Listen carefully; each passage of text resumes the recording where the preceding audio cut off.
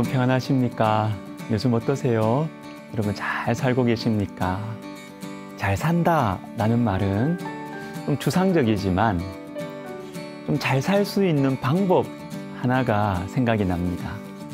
저 같은 목회자들은 많이 들은 이야기인데요. 이 설교가 마지막인 것처럼 하자는 것입니다. 이 설교가 마지막인 것처럼, 오늘 하루가 마지막인 것처럼, 우리의 만남이 마지막 만남인 것처럼, 여러분 우리가 그렇게 살아가면 우리의 삶은 달라질 것입니다.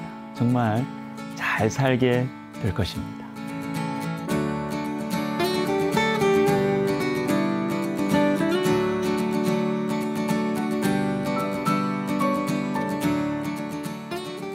오늘 본문은 욥기 27장입니다. 욥의 말에 힘이 있습니다. 괴롭다. 왜 내 마음을 몰라주냐. 그런 말 대신에 27장에는 욥이 힘있게 말합니다. 왜냐하면 5절을 읽어드립니다. 내가 죽기 전에는 나의 온전함을 버리지 아니할 것이라. 8절도 보세요. 하나님이 그의 영혼을 거두실 때에는 무슨 희망이 있으랴. 죽기 전에는. 그리고 그의 영혼을 거두실 때에는. 욥이 끝을 보고 있어요. 마지막을 보고 있어요. 현재의 이 처한 상황을 보면 욥은 희망이 없습니다. 그런데 마지막을 보니까 힘이 생기는 것입니다. 여러분, 그리스도인들은 마지막을 보고 살아가는 사람들입니다. 마지막을 보면서 오늘을 살아가는 사람들은 매우 지혜롭습니다. 신약 성경에서 지혜서라고 할 수 있는 야고보서 4장에 이런 말씀이 있습니다. 들으라 너희 중에 말하기를 오늘이나 내일이나 우리가 어떤 도시에 가서 거기서 1년을 머물며 장사하여 이익을 보리라 하는 자들아. 14절 너희 일을 너희가 알지 못하는도다. 너희 생명이 무엇이냐. 너희는 잠깐 보이다가 없어지는 안개니라.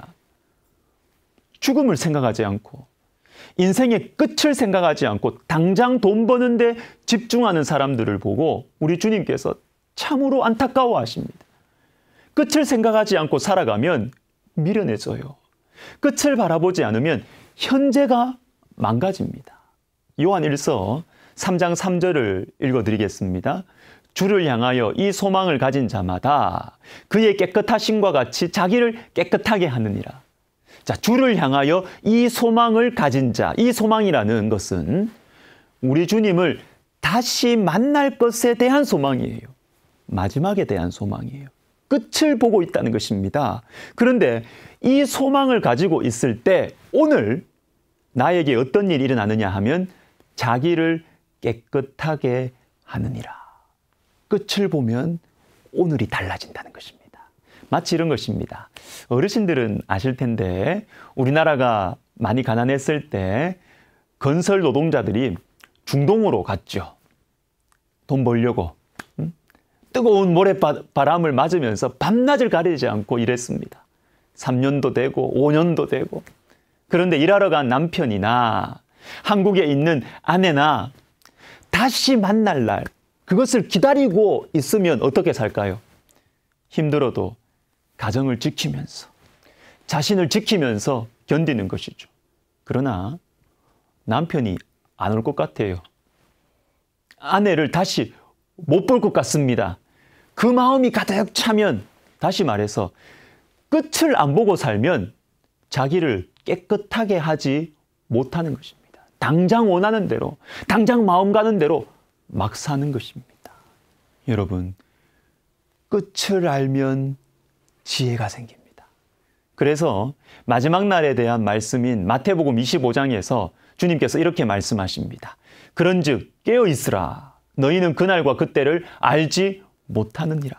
깨어 있으라. 여러분 무슨 말씀인가요? 정확한 날을 알지도 못하는데 어떻게 깨어 있습니까? 깨어 있으라니요. 이 말씀은 마지막은 반드시 온다는 것입니다. 끝은 반드시 온다. 이 마지막 끝을 바라보고 살아야 한다라는 것입니다. 사랑하는 여러분, 오늘도 내일도 모레도 늘 있을 것 같지요? 아닙니다.